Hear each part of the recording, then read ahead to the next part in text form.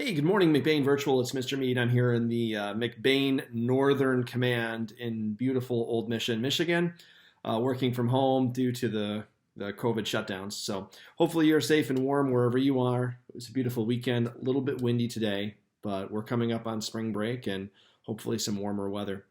Okay, so today's episode, a couple of things. First of all, I wanted to let you know that report cards, I've got all of the grades have been imported into PowerSchool from PathBlazer for quarter three.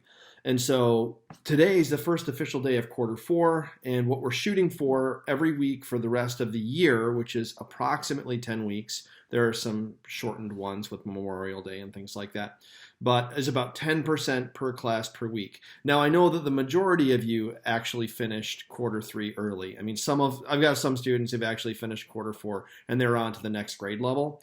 And that is a pattern that we'll continue to use. So if your child finishes quarter four, which is the last quarter of this school year, we'll get them started on next school year. Now, just so you know, that doesn't mean that they're going to be like, well, how is that going to affect things next year? If he's doing third grade work as a second grader, will he wait to come in?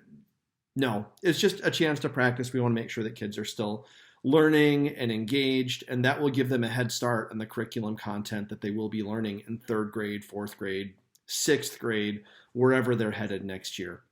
You know, obviously, kids, when you've got a class of 25 kids, they're all going to be in 25 very different places typically, and it may or may not be in the actual grade level.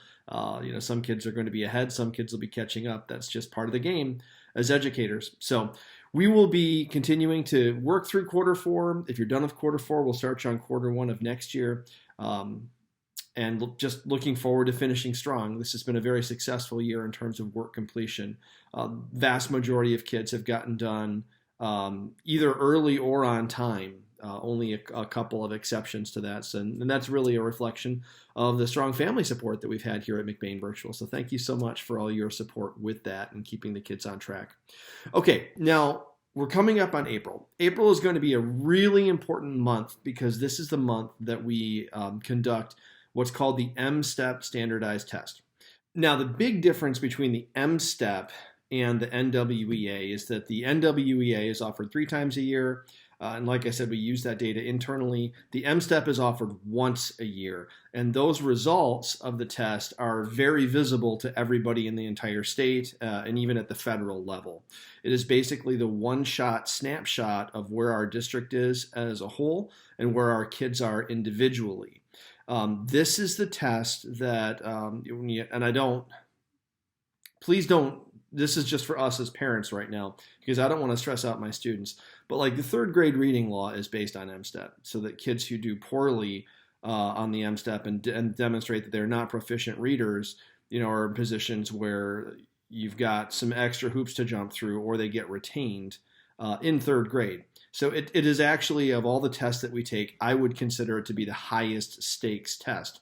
But I do not want to pass that stress on to my students or to you as parents. We just do our best on the tests, and the results are what they are, and then we make adjustments accordingly. But it's a one-shot thing, and so it's really important that we have our kids taking it seriously, doing their best on it, obviously, but the results are going to be what they're going to be, and we'll use them to get better at whatever we do or celebrate accomplishments if we are already doing well. So those dates, we're going to be giving the test at school. This is another difference with NWEAs that we're going to be doing in the building.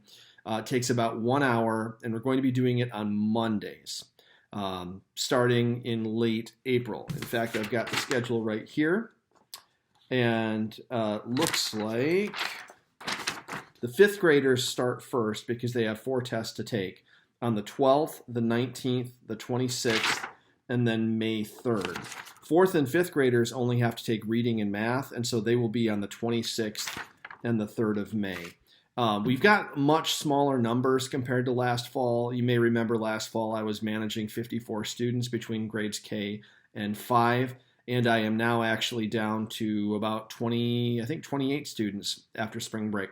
So much more manageable. 5th grade's got 9 kids. I think I got 3 or 4 in 3rd grade, depending, and then a couple of 4th graders. So should be small numbers in the computer lab. If you're not comfortable for COVID reasons, we can also, the whole school will be empty after school, so you can give your child a room by themselves to do the test. Just let me know if there are medical concerns with that, and we'll definitely accommodate. And then obviously any questions you have about M-STEP, I'd be more than happy to answer. But I have sent out email invitations to this, to the students, to their student email account, and also to all of my 3rd, 4th, and 5th grade parents. Please make sure that's on your calendar. We'll be talking about it more as we get closer, but that's going to be a very important date, those dates, to get that test out of the way. And we'll be looking forward to that. Now, and it's funny because after that, then we will have some NWEA testing for our end of the year snapshot with that in May. And then before you know it, it's June, and the kids are with you full time, and I'll be prepping for next year, whatever that ends up looking like, and we'll go from there. So thanks so much for watching a slightly longer video than usual, but some important subjects we're covering. If you've got questions, just make sure you ask me. My family, I'll be working all week this week, and we'll be communicating with you. And then on Friday after school, we're going to try to do something special with our family for spring break. So I will be unavailable for the week of spring break. Hope you're doing well, and look forward to talking with you later this week.